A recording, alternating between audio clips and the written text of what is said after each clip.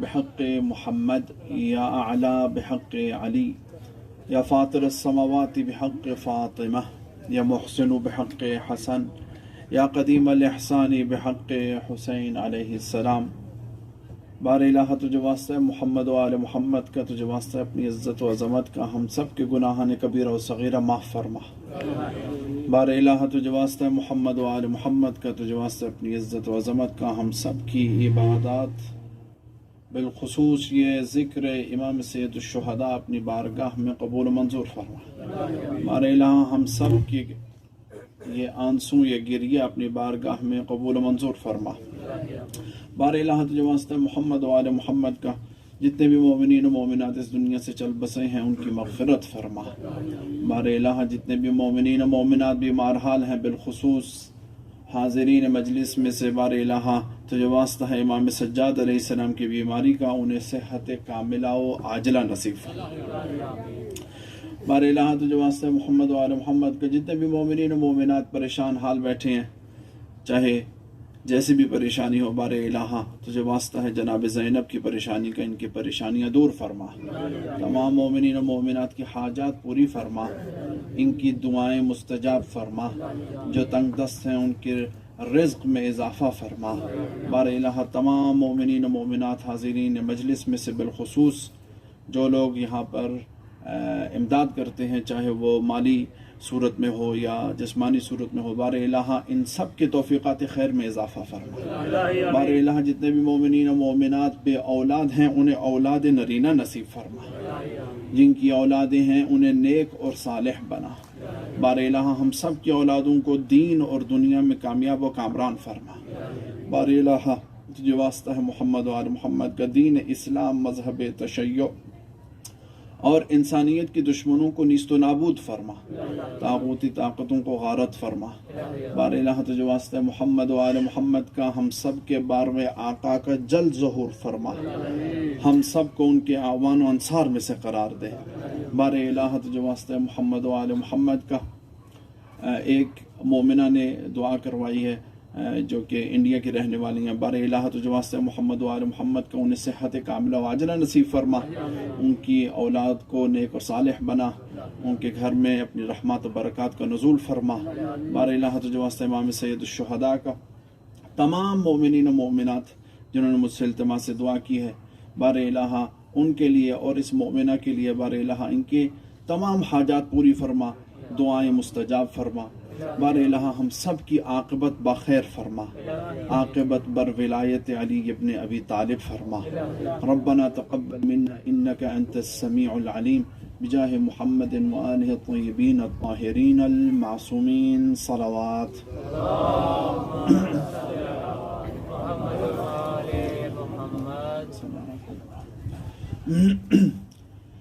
اعوذ باللہ من الشیطان اللعین الرجیم، بسم اللہ الرحمن الرحیم۔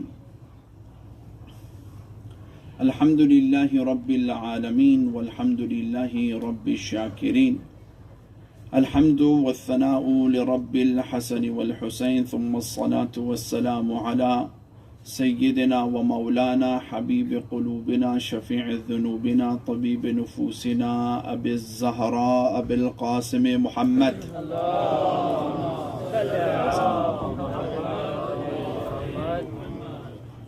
وعلى آلہ الطیبین الطاہرین المعصومین المنتخبین ولعنت الدائمۃ على اعدائهم اجمعین من یوم عداوتهم إلى قيام يوم الدين.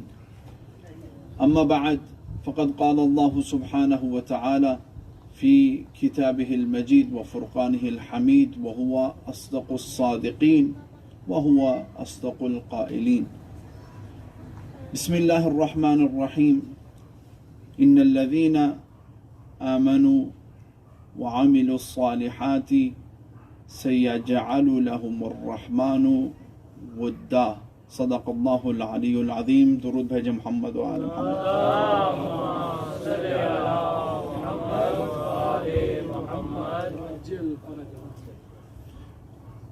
مومنین کرام، سادات اعظام، واجب الاحترام سامعین، مبالیان امیر المؤمنین، حسب معمول آغاز سخن کرتا ہوں حمدیہ جملہ سے۔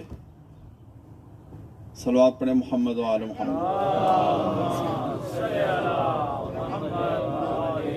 میرے خیال میں پرسوں ہم کافی ڈسٹرب ہوئے ہیں، آج التماس ہے کہ جتنا خاموشی سے کوئی بیٹھ سکتا ہے زیادہ شور وغیرہ مت بچائیں، کہ پرسوں ہی کافی شور پڑ گیا تھا، تو انشاءاللہ آگے آج کی گفتگو کو ہمیں بڑھانا ہے۔ صلوات پڑھیں محمد و آل محمد۔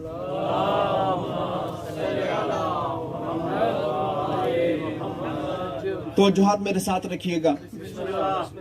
حسب عادت آغاز کلام کر رہا ہوں حمدیہ جملہ سے، کہ جو کہ عادتاً میں پڑھا کرتا ہوں: الحمدللہ الذی نور قلوبنا بولایت امیر المؤمنین۔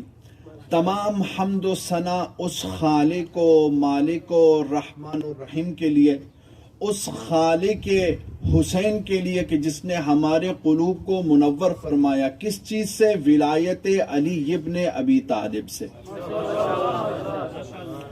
اور تمام حمد و ثنا اس مالک باری کے لیے کہ جس نے ہمیں دوبارہ فرصت بخشی، موقع بخشا کہ ہم اس فرش عزا پہ آ سکیں اور جناب زہرا سلام اللہ علیہا کے حضور ان کے لاڈلے بیٹے امام سید الشہداء کا پرسہ دے سکیں۔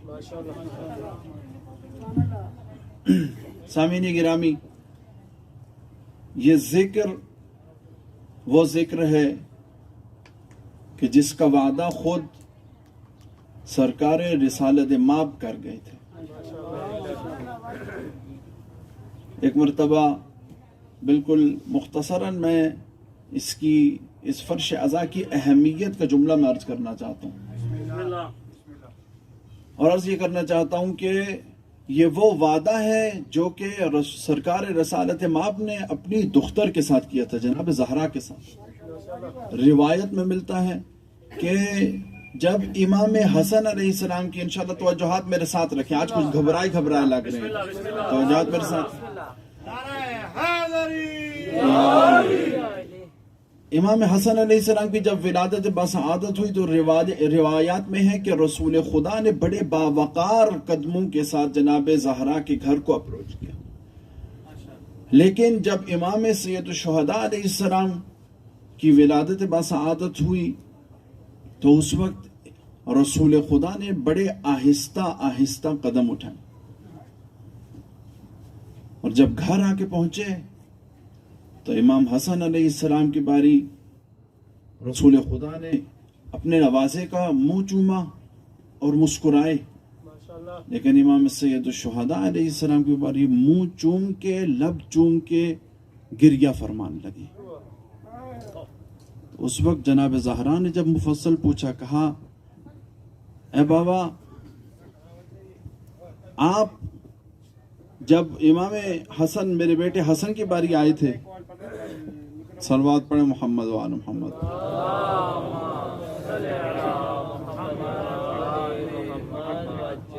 بارہ انشاءاللہ یہ بات پھر ہم آخر میں کریں گے، ابھی فی الحال جو ہے فضائل کی طرف چلتے ہیں۔ یہ جملہ بہت مہم تھا، اسے میں مختصر کرتا ہوں کیونکہ پھر ہم بار ڈسٹرب ہوتے ہیں، تقدس مصائب جو ہے وہ پامال ہوتا ہے یہاں پہ۔ تو جملہ بالآخر یہ ہے کہ جناب زہرا نے اپنے بابا سے ایک وعدہ لیا، کہا تو پھر کوئی ایسے بھی لوگ ہوں گے جو کہ میرے حسین پہ گریہ کریں گے؟ تو اس وقت رسول خدا صلی اللہ علیہ وآلہ وسلم فرماتے ہیں ان اللہ یخلق قوما، خداوند متعال ایک ایسی قوم خلق کرے گا جس کے بوڑھے تیرے حسین کے بوڑھوں کو روئیں گے، جس کے جوان تیرے حسین کے علی اکبر کو روئیں گے، جن کی خواتین حسین کی خواتین کو روئیں گے۔ اور پھر کہا کہ جیلم بعد جیل، کہا ایسا نہیں ہے کہ ایک دفعہ، کہا صدیاں سے لے کر، یعنی کئی صدیاں اسی طرح ہوگا تا قیامت تک، ہر سال۔ کہا جیلم بعد جیل فی کل سنہ، کہا کہ ہر سال صدیوں برابر، یعنی قیامت تک یہ ذکر ہر سال ایک ایسی قوم کرے گی کہ جس کا وعدہ خود رسول خدا کر گئی۔ اس فرش عزا کی اہمیت جانی ہے. اور ماشاءاللہ خداوند متعال آپ کی انتظامیہ کے توفیقات خیر میں اضافہ فرمائے اور انہیں اپنے حفظ و امان میں رکھے. تو انشاءاللہ میں محسوس کر رہا ہوں کہ آواز کم ہوگی، لیکن آپ کو تو آ رہی ہے نا. تو سامعین گرامی، یہ وہ وعدہ ہے جو کہ رسول خدا نے اپنی دختر سے کیا. اسی طرح جو آیت جس کی تلاوت کرنے کا میں نے شرف حاصل کیا ہے، جو کہ موضوع کلام ہم نے نیت کیا تھا، بہرحال اب کیونکہ بیچ میں 1-2 دن جو ہے مس ہو گئے، تو بہرحال میں کوشش کروں گا کہ اسی گفتگو کو میں سمیٹ سکوں. ادھر بھی اس آیت میں ایک وعدہ خود خدا کی ذات ہمارے ساتھ کر رہی ہے. پچھلی دفعہ میں نے عرض کیا تھا کہ ان الذین آمنوا وعملوا الصالحات سیجعل لهم الرحمن ودا. وہ لوگ جو کہ صاحبان ایمان ہوں گے اور جو کہ عمل صالح انجام دیں گے، یعنی عبادت گزار ہوں گے. عرض کیا تھا سامعین گرامی کہ عبادت ضروری نہیں ہے وہی ہو جو کہ انسان تسبیح ہاتھ میں رکھے اور استغفار کرے، یا لبوں پہ ذکر خداوند متعال ہو، یا ذکر محمد و آل محمد ہو. تو ضروری نہیں ہے. یعنی خود انسان کا اپنا اچھا اخلاق رکھ لینا یہ بھی عبادت ہے. انسان اپنا مثال کے طور پہ اپنے گھر والوں کے ساتھ حسن سلوک کرے تو وہ بھی عبادت ہے. دوست کے ساتھ اچھا مزاح کرے تو وہ کیا ہے، وہ بھی عبادت ہے. ضروری نہیں کہ ہم جن چیزوں کا، حتیٰ آپ کا صرف سانس لے لینا اگر حقیقتاً للہ ہے تو وہ بھی عبادت میں شمار ہو سکتا ہے. یعنی آپ خود حساب لگائیے کہ صاحب نہج البلاغہ کی جنہوں نے احادیث امیر المومنین علیہ السلام کو جو ہے جن کی تعریف کی گئی ہے، تو وہ سادات آپ دیکھیں سید رضی اور ان کے بھائی کہ وہ ایک دوسرے کی گواہی دیتے تھے. یہ ایسے دو سادات تھے جو کہ دونوں بھائی، آپ کو پتا ہے کہ گھر میں جو ہے باہر والے ایزیلی آپ کی عزت کریں گے، گھر والے آپ کی عزت مشکل سے کریں گے. اسی طرح ہے نا، یہ ہم دیکھتے ہیں اب. لیکن یہ دو بھائی ایسے ہیں جو کہ ایک دوسرے کے بارے میں یہی گواہی دیتے ہیں، کہتے ہیں کہ یہ جو میرا بھائی ہے اس نے کوئی بھی ایسا عمل انجام زندگی میں نہیں دیا جو کہ یا واجب نہ ہوا ہو یا مستحب نہ ہوا ہو. یہ بہت بڑی بات ہے، یہ بہت بڑی بات ہے. یعنی حتیٰ وہ اگر سانس لے رہے ہیں تو اس لیے سانس لے رہے ہیں کہ ہم خدا کی عبادت کر سکیں. اگر وہ کھانا کھا رہے ہیں تو اسی لیے کھا رہے ہیں، غذا حاصل کر رہے ہیں تو اسی لیے حاصل کر رہے ہیں کہ ہم کیا ہے قرب الہی حاصل کریں، اور اسی لیے کیا ہے وہ لمحہ لمحہ عبادت کر رہے ہیں، یا واجب ہے تو یا مستحب ہے. بہرحال تو میں عرض یہ کر رہا تھا یہ جو عبادت ہے، میں نے عرض کیا کبھی کبھی ہم محسوس کرتے ہیں کہ دل میں کسل پیدا ہو جاتا ہے. ٹھیک ہے، کسل کسے کہتے ہیں؟ عربی زبان میں لیزینس کو کہتے ہیں. مثال کے طور پہ ایک شخص ایک مرتبہ میرے پاس آئے تو کہنے لگا کہ مولانا پتہ نہیں کیا وجہ ہے، کرکٹ میچ لگا ہوا تھا اور جو ہے بہترین ایک شخص بیٹنگ کر رہا تھا، نماز کا وقت نکلے جا رہا تھا اور آخر کار نماز قضا ہوگی. نہیں معلوم کیوں کبھی ایسا ہوتا ہے، کبھی ایسا ہوتا ہے کہ میں گھر میں بیٹھا ہوتا ہوں، کچھ نہیں کر رہا ہوں، نہ کام ہے نہ میچ لگا ہوا ہے، نہیں پتا، دل ہی نہیں چاہتا کہ میں عبادت کروں. سامعین گرامی، اس وقت میں نے اسے تو نہ کہا، میں نے کہا دل شکنی ہوگی. اچھا یہاں پر کیا ہے، میں نے کیوں نہیں کہا اسے؟ مثال کے طور پر ہم یہ نہ سمجھے کہ جب بھی ہمارے پاس کوئی ایسی بات ہو جس کا ہم جواب دے سکیں تو ہم اسے ضرور جواب دیں. آپ توجہ نہیں فرما رہے، معذرت چاہتا ہوں. یہ میں اپنی پاکستانی قوم کو کیونکہ بے حد جانتا ہوں اور آپ نے جو توجہ نہیں فرمائی ہے. آپ بالکل غور سے اس بات کو سنیں. ضروری نہیں ہے کہ اگر میرے پاس جواب ہو، خود امیر رسول خدا فرماتے ہیں ایک حدیث میں، وہ شخص جو کہ ہر سوال کا یا ہر بات کا جواب دیتا ہو وہ احمق ہوتا ہے، وہ عقل مند نہیں ہوتا، وہ بے وقوف ہوتا ہے. تو بہت ساری ایسی چیزیں ہیں. اب میں تفریحات میں جا رہا ہوں، صرف میں ایک اشارہ کرنا چاہتا ہوں کہ خود امر بالمعروف اور نہی عن المنکر، مثال کے طور پہ ایک بھائی ہے نمازی ہے، میں نمازی نہ ہوں، ٹھیک ہے، تو ان بھائی کو یہ نہیں چاہیے کہ یہ کبھی بھی لوگوں کے سامنے میری دل شکنی کریں. مجھے حق نہیں بنتا. امر بالمعروف اور نہی عن المنکر کے اتنے شرائط ہیں کہ اگر ہم ان پہ پورا اتر آئیں تو جتنی ہم لوگوں کو نصیحتیں کرتے ہیں وہ شاید صرف 1% بنتی ہو. جو اس کی شرائط ہیں، یعنی مثال کے طور پہ کیا سب سے پہلی شرط کہ آپ جسے بھی کوئی نصیحت کر رہے ہیں، ٹھیک ہے، تو یا کوئی ایڈوائس دے رہے ہیں، مشورہ دے رہے ہیں، تو سب سے پہلے آپ کو احتمال قوی یعنی یقین کے نزدیک ایک ایسی سٹیج ہے جو احتمال قوی ہوتی ہے کہ آپ کو احتمال قوی ہونا چاہیے کہ یہ شخص جو میں بات کر رہا ہوں یہ مثبت انداز سے لے گا اسے، اس کا اثر مثبت ہوگا، مثبت انداز میں وہ اس چیز کو ریسیو کرے گا۔ اگر مجھے تھوڑا سا بھی شک پڑ جائے کہ یہ خدا نہ خواستہ میں نے اگر اسے یہ مشورہ دیا، میں نے اسے نصیحت کی، تو الٹا اس کا دل ٹوٹے گا، دکھیا ہوگا، اس کی دل آزاری ہوگی، تو لہٰذا شریعت کہتی ہے اس موقع پہ تم اپنی نصیحت اپنے پاس رکھو۔ سامعین گرامی، پھر کیا ہے کہ جو بھی آپ جس کے بارے میں بھی یا جسے بھی آپ نصیحت کر رہے ہیں، اس وقت آپ یہ دیکھیں کہ ماحول کیا ہے، آس پاس میں کچھ لوگ تو نہیں بیٹھے ہیں کہ بات نہ سنیں۔ اگر وہ سن لے، کبھی کبھی انسان کسی کو نصیحت کر رہا ہوتا ہے، وہ بذات خود اس چیز کو برا نہیں منائے گا، لیکن وہ صرف برا اس لیے منا رہا ہوگا کہ کیونکہ 10 لوگوں کے درمیان مجھے یہ بات کی ہے، کاش تم مجھے اکیلے میں یہ بات کہتے، کاش، ٹھیک ہے، لہٰذا یہاں پر اس کی دل آزاری ہو رہی ہے۔ اسی طرح بہت ساری شرائط اور ہیں سامعین گرامی، ان پہ غور و فکر کیجئے گا۔ کسی کو بھی یہ کہنے سے پہلے کہ تم نمازی نہیں ہو، کیا پتا ہو اندر سے میں یہ منوا رہا ہوں کہ میں خود نمازی ہوں۔ یہ بھی ہے نا، ریا کے درجات ہیں۔ کبھی کبھی ہم ایسے موقعوں پر عجیب ریا کرتے ہیں۔ آپ نے خیر یہ جو بات بہت پرانی ہم نے خیر بچپنے سے سنی ہے کہ ایک شخص گیا مسجد میں، تو نماز تہجد کے لیے گیا، تو پہلے اس نے جناب اللہ اکبر عام انداز میں کہا، تو جیسے ہی دروازے کو بند ہوتے ہوئے سنا تو کہنے الحمدللہ رب العالمین، تو جناب تمام مخارج نکل رہے ہیں جو کہ آج شاید پہلے کسی نے نہ نکلا۔ تو بہرحال یہ مخارج جو ہیں، اچھا ان کے بارے میں بھی کہتا چلوں، یہاں پر کچھ صاحبان موجود ہیں جو کہ مجھ سے بہتر مخارج رکھتے ہیں، لیکن ان کا بھی سیکھنا ضروری ہے، صرف نماز کی حد تک۔ میں آپ کو زیادہ زحمت نہیں دوں گا، لیکن جو نماز کی حد تک ہے وہاں پر ادائیگی جو الفاظ کی ہے وہ انسان پہ واجب ہے۔ خداوند متعال سے یہ شرعی مسئلہ ہے کہ ادائیگی نماز کی حد تک کم از کم درست ہو، یعنی سا اور سا میں کیا فرق ہے، عین اور عین میں، جیسے ہم عین کہتے ہیں اور عربی زبان میں عین کہتے ہیں، اسی طرح ہم ایک مرتبہ نجف میں تھے، تو یہ جو عین ہے اس کی ادائیگی ہم یا ہمارے انڈین برادران ہو گئے، افغانی اور ایرانی، تو وہ عین کو الف سے پڑھتے ہیں، حمزہ سے، لہٰذا ہم العجل کے بجائے العجل کہتے ہیں۔ ان میں فرق کیا ہے کہ جس طرح ہم کہتے ہیں اس سے مطلب ہے اس سے مراد یا موت ہے یا یہ ہے کہ مولا آپ مزید لیٹ آئیں۔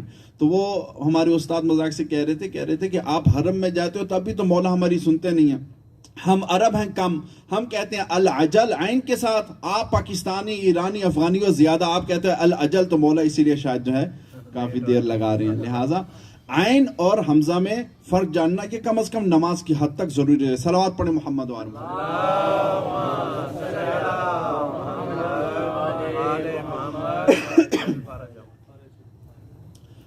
تو سامعین گرامی، عرض میں کر رہا تھا کہ عبادت کے بارے میں ایک شخص جب اس نے مجھے کہا نا کہ میرا جی نہیں چاہتا کہ میں عبادت کروں، تو ایک روایت میرے ذہن میں آئی۔ روایت کیا ہے؟ اگر آپ کی توجہات ہو تو میں روایت جناب موسیٰ علیہ السلام اپنے قریہ سے ایک مرتبہ نکلے اور کوہ کی طرف گئے۔ آپ کو معلوم ہی ہے کہ وہ عبادت کہاں پر کیا پسند کرتے تھے؟ ایک مرتبہ شہر چھوڑنے لگے تو ایک نوجوان آیا، آگے کہتا ہے موسیٰ کہاں جا رہا ہے؟ جناب موسیٰ فرماتے ہیں میں کوہ پہ جا رہا ہوں تاکہ میں اپنے خدا کی عبادت کروں، پہاڑ پہ جا رہا ہوں۔ کہتا ہے عجیب خدا ہے تیرا، اور تو بھی عجیب ہے۔ کہنے لگا تو جس خدا کی پرستش کرتا میں نہیں کرتا، مانتا ہوں عبادت نہیں کرتا، تو میری طرف دیکھ، اپنی طرف دیکھ، میرے پاس بہترین سواری ہے، بہترین گھر ہے، زوجات ہیں، اولاد ہے، معاشرے میں عزت ہے۔ یہی چاہیے ہوتا نا کہ ہر انسان کو اچھی سواری مل جائے، اچھا گھر مل جائے۔ زوجات تو خیر آج بہت مشکل ہے، چلے زوجہ، ٹھیک ہے، یہی ہوتا ہے نا. تو اس کے بعد کیا ہے، وہ کہنے لگا کہ تیرے پاس جو ہے خدا کی معرفت بھی زیادہ ہے، تو خدا کی عبادت بھی کرتا ہے، لیکن تیرے پاس یہ تمام جو فیسلٹیز میرے پاس موجود ہیں، یا جو چیزیں میرے پاس موجود ہیں، مادی چیزیں، وہ تیرے پاس نہیں ہیں. تو جا کے اپنے خدا سے پوچھنا کہ تو اتنا بڑا عبادت گزار ہو کہ تجھے اتنا کچھ نہیں ملا. میں بالکل عبادت نہیں کرتا تو مجھے سب کچھ مل گئے، میرے پاس ہر چیز موجود ہے، جو بھی دنیا میں خواہش رکھتا تھا وہ میرے پاس چیز موجود ہے. آتے ہیں جناب موسیٰ، عبادت فرمائی، عبادت کی خداوند متعال کی، اور اب ارادہ کیا کہ میں گھر جاؤں. جناب موسیٰ نے یہ بات، نوجوان والی یہ کہہ رہا تھا نا کہ سوال کرنا اپنے خدا سے، جناب موسیٰ نے سوال نہ کیا. ایک مرتبہ قدرت کی آواز آئی، اے موسیٰ تو کچھ بھول رہا ہے. کہا اے موسیٰ تو کچھ بھول رہا ہے. کہا باری الہ کیا بھول رہا ہوں. کہا اس نوجوان کا سوال تو نے مجھ سے نہیں کیا. جناب موسیٰ فرماتے ہیں باری الہ مجھے شرم آئی کہ مجھے حیا آیا کہ میں یہ سوال خدا سے کیسے کروں گا. کہا چل تو سوال نہ کر، لیکن میرا جواب اسے ضرور پہنچا دینا. اسے کہنا کہ تو وہ یہ گمان کرتا ہے کہ میں نے اسے کوئی عذاب نہیں دیا، اس سے بڑا کیا عذاب ہے کہ اس کے دل سے میں نے عبادت گزاری کا لطف ہٹا دیا ہے.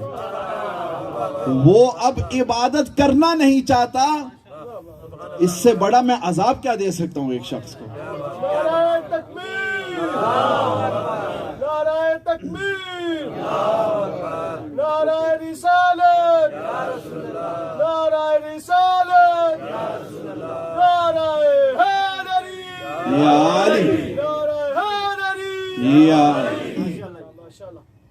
تو سامعین گرامی، لہٰذا کبھی کبھی اگر ہم دل میں عبادت نہ کرنے کا یا نہ چاہنے کا کبھی ایک احساس جو ہے دل میں آ جائے، اسے محسوس کر لیں، تو ہمیں سوچنا چاہیے کہ پتہ نہیں کیسے گناہ میں مبتلا ہوں، کتنی بڑی مصیبت ہے میرے سر پہ کہ جو کہ خدا کی ذات کی عبادت جو ہے وہ میرے دل میں اس کا لطف ہی چلا گیا ہے، اس کا مزہ ہی چلا گیا ہے، اس کی انجوائمنٹ ہی چلی گئی ہے. کیا بتاؤ میں بھی اسی عذاب میں مبتلا ہوں.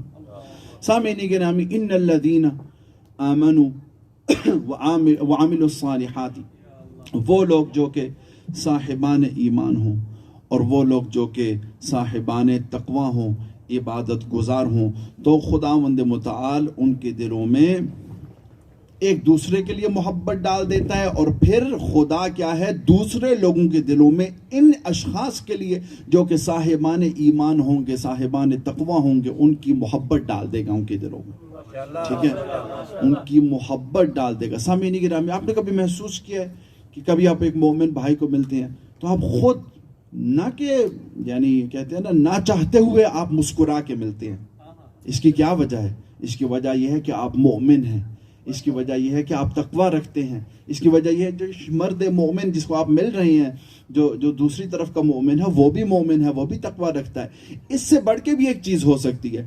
ہم ایک مرتبہ آغا شیرازی کے خدمت میں بیٹھے ہوئے تھے تو کہنے لگے کہ میں نے شاید آپ کو کہیں دیکھا ہے، ہم میں سے ایک شخص کا. میں آپ کو کہ مجھے دیکھا ہے، آپ سمجھے کہ پتہ نہیں یہ کتنے اسپیشل ہے. بہرحال میں اسپیشل نہیں ہوں. ایک اور شخص ہمارے دوست تھے ہمارے ساتھ، تو کہنے لگے میں نے آپ کو کہیں دیکھا ہے. تو کہا آقا صاحب میں تو آپ کی پہلی دفعہ زیارت کو آیا ہوں، مجھے نہیں آپ نے دیکھا. کہنے لگے پھر ایک روایت ہے، اور وہ روایت کیا ہے؟ یہی مومنین کے بارے میں کہ کبھی کبھی انسان کسی ایک شخص کو دیکھ کے نہ چاہتے ہوئے غصہ کر رہا ہوتا ہے، کبھی کبھی انسان نہ چاہتے ہوئے کسی کو دیکھ کے خوش ہو رہا ہوتا ہے. وہ فرما رہے تھے، آقا صاحب کہتے ہیں ایک روایت میں کہ عالم ارواح میں وہ لوگ جو وہاں پر دوست تھے وہ ایک دوسرے کو دیکھ کے یہاں پر خوش ہوتے ہیں.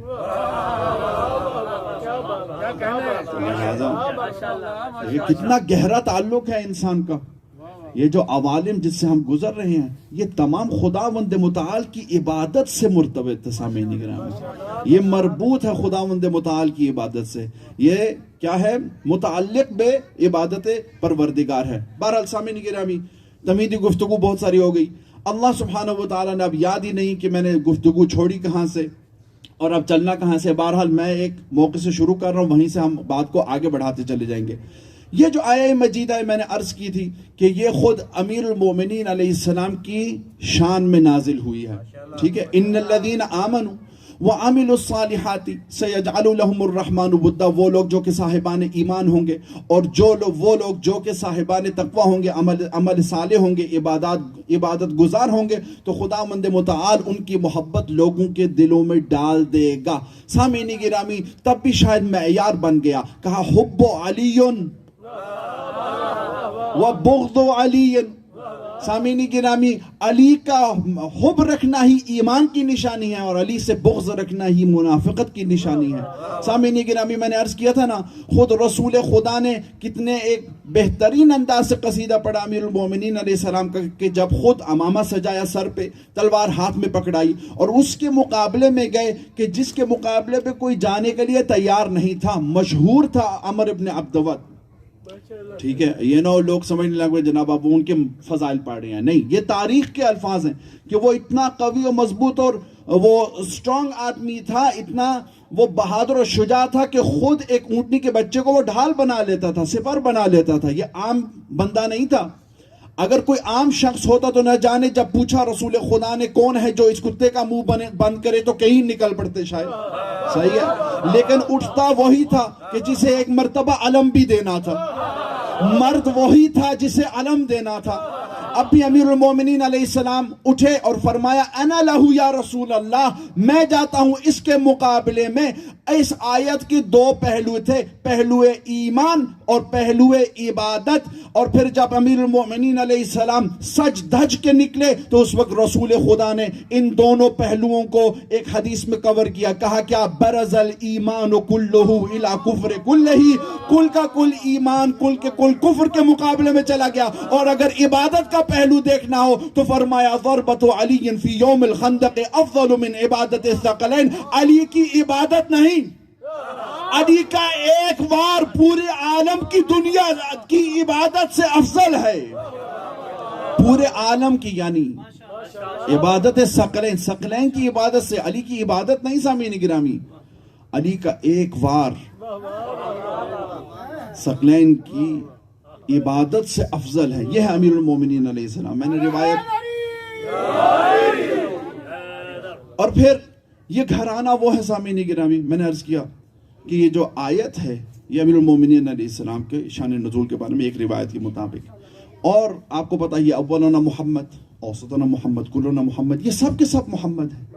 اور یہ گھرانہ وہ ہے کہ جن کی محبت، اب میں جو جملہ سامعین گرامی دینے والا ہوں نا، یہ آپ یوں سمجھے کہ شاید اس پوری بحث کا نچوڑ ہے کہ ان الذین آمنوا وعملوا الصالحات سیجعل لهم الرحمن ودا. وہ لوگ جو کہ صاحبان ایمان ہوں. سامعین گرامی، صاحب ایمان ہونا معمولی چیز نہیں ہے. صاحبان ایمان ہونے سے مراد کیا ہے؟ وہ لوگ جو کہ مکمل ایمان رکھتے ہیں، ذات توحید سے لے کر ولایت مہدی تک. تمام انبیاء اس میں شامل ہیں، تمام ائمہ اس میں شامل ہیں. جناب خود جناب زہرا سلام اللہ علیہ کی اسمت اس میں شامل ہے. اللہم صلی علی محمد. یہ ذہن میں رکھیے گا. اور پھر کہا کہ وہ لوگ جو کہ عبادت گزار ہوں. عبادت میں نے عرض کیا تھا کہ ہر پہلو زندگی کو، یعنی انسان تمام وجود سے جو خدا کا ہو جائے، تو کہا کہ میں اس کے دل میں نہ، میں لوگوں کے دلوں میں اس کی محبت ڈال دیتا ہوں. شان نزول ہے امیر المومنین علیہ السلام. سامعین گرامی، معلوم کیا پڑا؟ ولایت علی ابن ابی طالب، حب علی ابن ابی طالب وہ ہدیہ ہے جو کہ خدا نے آپ کو دیا ہے. یہ وہ امانت ہے جو کہ پروردگار نے آپ کے قلوب میں رکھ دی ہے. اسی لیے ہمیشہ حمد خدا کیا کریں کہ بار الہ تیرا لاکھ لاکھ شکر تو نے ہمیں علی کے ماننے والوں میں سے بنایا. صلوات پڑھے محمد و آل محمد.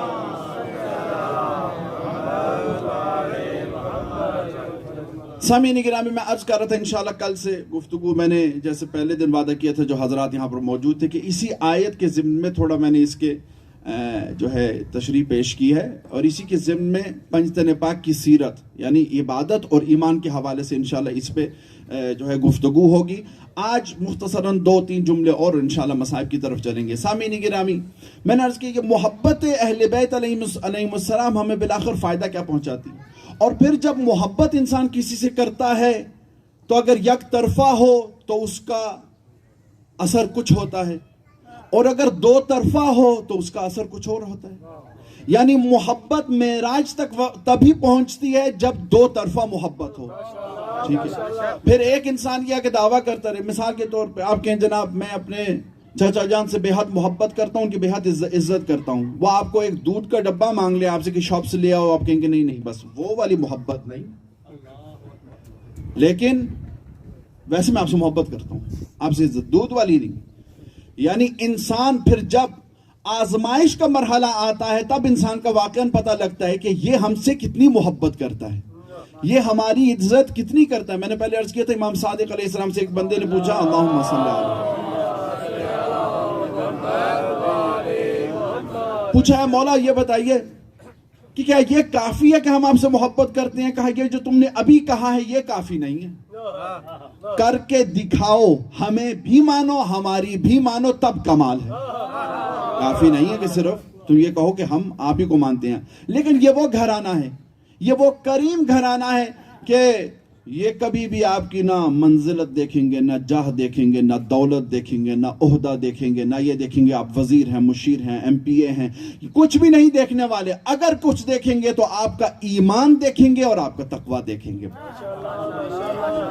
یہ وہ گھرانہ ہے سامعین گرامی، اور یہ بات کر دینی آسان ہے۔ آپ کبھی بھی اکیلے میں بیٹھے ہوئے نا، مثال کے طور پہ غریب شخص کے لیے اٹھ کے اسے ملنا بڑا مشکل ہوتا ہے، امیر آ جائے فوراً اٹھ جاؤ، بات ہے کہ نہیں؟ ہم انسان ہیں نا، ہم ذرا جھانک کے دیکھیں کہ میری طبیعت کیسی ہے کہ ایک امیر شخص آ جائے تو میں فوراً اٹھ جاؤں گا، جی بھائی جان۔ غریب آ جائے تو ایک ہاتھ سے سلام لے لوں گا، ختم نہیں۔ یہ وہ گھرانہ ہے جن میں یہ چیزیں معنی نہیں رکھتی ہیں۔ ایک شخص نے آقا امام زمانہ سے خواہش کی مولا میں آپ کی ملاقات چاہتا ہوں، مولا نے فرمایا کہ فلاں چوراہے پہ تم آ جاؤ اور وہاں سے تمہیں پتہ لگ جائے گا کہ میری ملاقات کیسی ہوگی۔ یہ چلے جاتا ہے، وہاں پر چوراہے پہ کھڑا ہو جاتا ہے، اب انتظار کر رہا ہے، کوئی اشارہ مولا خود آئیں۔ اچانک ساتھ ہی میں بیٹھے ہوئے ایک موچی جوتی بھی صاف کر رہا ہے اور ایک مرتبہ سر اٹھا کے کہتا ہے کیا تو امام زمانہ کی ملاقات کے لیے آیا ہے؟ یہ کہنے لگا تو موچی، تجھے کیسے پتا؟ کہا اس بات کو تو چھوڑ، آ میرے ساتھ چل۔ اب آگے آگے موچی چل رہا ہے، پیچھے پیچھے یہ امیر مومن چل رہا ہے۔ اب ایک مرتبہ جب آیا اس کے غریب خانے پہ، اس کے گھر میں پہنچا تو دروازے پہ دستک دی، دروازہ کھلا، آقا امام زمانہ کو اس نے سلام کیا۔ یہ آگے ہوا، اس نے بھی حیران کن سلام کیا، کہا مولا یہ بھی مومن میں بھی مومن، یہ بھی آپ سے محبت کرتا، آپ کا محب میں بھی آپ کا محب، فرق کیا تھا؟ میرا گھر بہتر ہے اس سے 1000 گنا، اس کا گھر دیکھ لے کچا مکان۔ مولا فرماتے ہیں تو کیا دعویٰ کرتا ہے کہ جتنی محبت یہ ہم سے کرتا ہے تو بھی اتنی کرتا ہے؟ کہتے ہیں جی بالکل مولا۔ مولا فرماتے ہیں چل ایک مرتبہ میرے ساتھ چل۔ اب آتے ہیں مولا چھت کی طرف، کنارے کو اپروچ کیا، نزدیک پہنچے، جیب سے رومال نکالا، رومال نکال کے زمین کی طرف پھینک دیا، کہا جو بھی پہلے لے کے آئے گا گویا کہ وہ مجھ سے زیادہ محبت کرتا ہوگا۔ اب جو پڑھا لکھا تھا، جو امیر تھا، سیڑھیوں کی طرف بھاگا، ملنگ نے وہیں سے چھلانگ ماری، یہ نیچے کی طرف جا رہا تھا، ملنگ اوپر آ رہا تھا۔ مولا فرماتے اب بتا تو زیادہ محبت کرتا ہے یا یہ سب سے زیادہ محبت کرتا ہے؟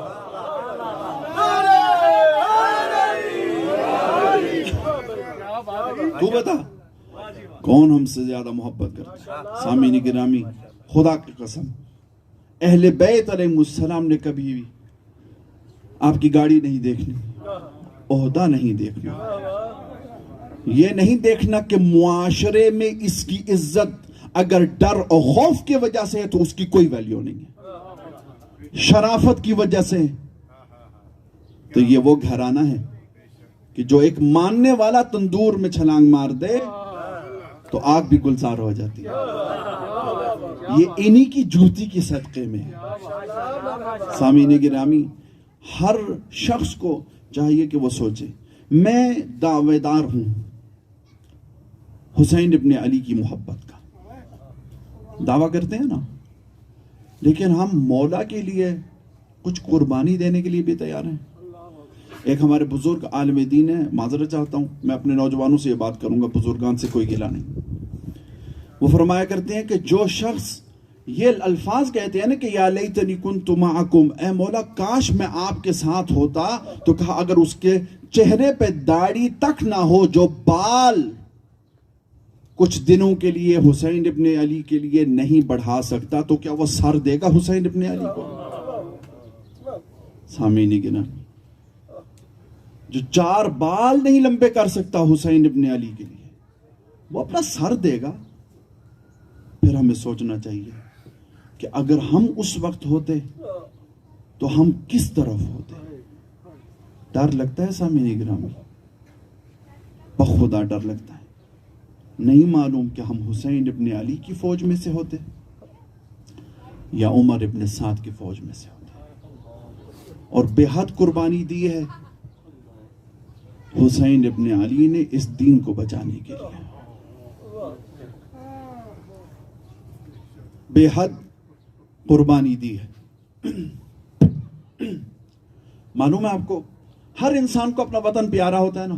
آج اب یہاں پر آ گئے ہیں، آج آپ آج بھی جو ہے گھر میں ٹیلی ویژن اسپینش نہیں لگائیں گے تو جیو نیوز لگائیں گے، ایئر بائی لگائیں گے، درست ہے نا؟ اسی طرح ہے نا. آپ کو یہاں سے گو کہ آپ یہاں پر کمائی بھی زیادہ کر رہے ہیں، ترقی یہیں سے حاصل کر رہے ہیں، اور شاید اس ملک کا بھی آپ کی گردنوں پہ کوئی حق ضرور ہے، لیکن پھر بھی آپ کو اگر محبت ہے، آپ کی ٹوٹل فوکس ہے، وہ کہاں پہ ہے؟ پاکستان. سامعین گرامی، ایک چڑیا کو دے لیں، ہم تو انسان ہیں نا، چڑیا لے لیں، کبوتر لے لیں، کبھی بھی اس کا گھونسلہ توڑ کے دیکھیں، اللہ اکبر، گھبرائی رہے گی چڑیا، کبھی پریشانی کے عالم میں اس طرف جائے گی، کبھی اس طرف جائے گی، لیکن گھونسلے کے قریب ضرور رہنا پسند کرے گی. اللہ اکبر. اسی دین کو بچانے کے لیے حسین ابن علی کو پریشان کیا گیا. بیٹھے ہیں حسین ابن علی اپنی نانا کی قبر پہ بیٹھ کے قرآن کی تلاوت فرما رہے. یہ ایک مرتبہ ایک سپاہی آیا، کہا حسین ابن علی تمہارے لیے ایک خط آیا. مولانا جب خط کھولا نا تو خط پڑھ کے 3 مرتبہ ایک ہی آیت پڑھی، کہا انا للہ و انا الیہ راجعون، اجرکم علی اللہ. سیدہ زہرا آپ سے راضی رہے، سوائے غم حسین کی کوئی غم نہ دیکھے. انا للہ و انا الیہ راجعون. اللہ اکبر. آتے ہیں امام حسین علیہ السلام کس جگہ پہ؟ بھائی عباس کے پاس نہیں، بہن زینب کے پاس. کہا زینب مجھے خط آیا ہے، اور اس خط میں پتہ ہے کیا لکھا ہے؟ یا بیعت دو یا تمہیں قتل کر دیں. اور اب مجھے ولید نے دربار میں بلایا ہے. اتنا سننا تھا جناب زینب عالیہ کا. یا ایک مرتبہ آواز بلند کی، کہا عباس، علی اکبر، قاسم، بھائی میرا دربار کی طرف جا رہا ہے، خبردار میرا بھائی اکیلے نہ جائے. اللہ اکبر. اتنی پرواہ تھی جناب زینب کو، اتنی محبت تھی اس بھائی سے. اللہ اکبر، اتنی محبت تھی. اب آپ خود منظر دیکھیے، حسین ابن علی آگے آگے، ایک طرف سے علی اکبر ہے، ایک طرف سے قاسم ہے، ایک طرف سے عباس موجود ہیں، جوانان بنی ہاشم سب موجود ہیں. دربار کے نزدیک پہنچے نا تو امام حسین علیہ السلام کہتے ہیں اے عباس، یہ مدینہ ہے، یہاں پر ہم جنگ نہیں کریں گے. عباس جب تک تم تکبیر کی آواز نہ سنو اندر مت آنا. اللہ اکبر. یہ ہوتا ہے مطیع ولایت. عباس ابن علی نے اپنی جذبات پہ کنٹرول کیا، کہا مولا آپ کا حکم سر آنکھوں پر. آتے ہیں مولا اندر. انہوں نے جب بیعت کا تقاضا کیا تو بہت مشہور جملہ مولا کا، کہ مجھ جیسا کبھی بھی اس جیسے کی بیعت نہیں کر سکتا. ساتھ ہی میں کھڑا ہوا تھا مروان کہتا ہے ولید آج آیا نا حسین ابن علی, اگر آج تو نے حسین کو نہ قتل کیا تو دوبارہ تمہارے ہاتھ میں نہیں آنے والا. اس وقت امام حسین علیہ السلام کو جلال آیا اور ایک جملہ کہا کیا تو مجھے مارے گا اے نیلی آنکھوں والی ماں کے بیٹے. اتنا سننا تھا یا ایک مرتبہ اللہ اکبر امام حسین علیہ السلام نے صدا بلند کی. عباس ابن علی قبضہ تلوار پہ ہاتھ لے کر آگے بڑھے, فرماتے ہیں کون ہے, کس کی جرأت ہے کہ ابھی تک عباس موجود ہو حسین ابن علی پہ کوئی ہاتھ رکھے. میں کہتا ہوں قربان ہو جاؤں ماں کا حسین, صبح عاشور ایک ایسا وقت آئے گا, ارے مولا ایک مرتبہ دائیں دیکھیں گے, ایک مرتبہ بائیں دیکھیں گے, کہیں گے میرے شیر عباس کہاں گئے ہو, ارے میرے علی اکبر کہاں چلے گئے, ارے قاسم چچا کو کہاں چھوڑ کے چلے گئے. عزادارو اس انداز سے جنگ کریں گے. ناز کر کے امام حسین علیہ السلام نے روز عاشور فرات کی طرف دیکھ کے کہا عباس دیکھ تو صحیح تیرا 3 دنوں کا پیاسا بھائی کیسے جنگ کر رہا ہے. اجرکم علی اللہ, اجرکم علی اللہ. گھر لوٹے. اب یہ شام بڑی عجیب گزری. میں نے پہلے عرض کیا تھا نا کہ کسی ایک چڑیا کے بھی گھونسلے کو آپ توڑ دیں, بڑے پریشانی کے عالم میں, کبھی اس طرف کبھی اس طرف. جب حسین ابن علی کو پتہ لگا نا کہ اب ہمیں مسلمان مدینہ میں نہیں رہنے دیتے, کبھی بابا کبھی نانا کی قبر کی طرف جاتے ہیں, کبھی اماں کی قبر کی طرف جاتے ہیں, کبھی مسموم بھیا حسن کی قبر کی طرف جاتے ہیں, حسن بھی نہیں گرا. لیکن اب جب آخری مرتبہ, بالکل 2 جملے آپ کی زحمت تمام, آخری مرتبہ جب رسول خدا کی قبر کی طرف آئے نا امام حسین علیہ السلام, تو ایک بڑا عجیب انداز تھا. نزدیک آتے ہیں قبر کے, اجرکم علی اللہ, کہتے ہیں نانا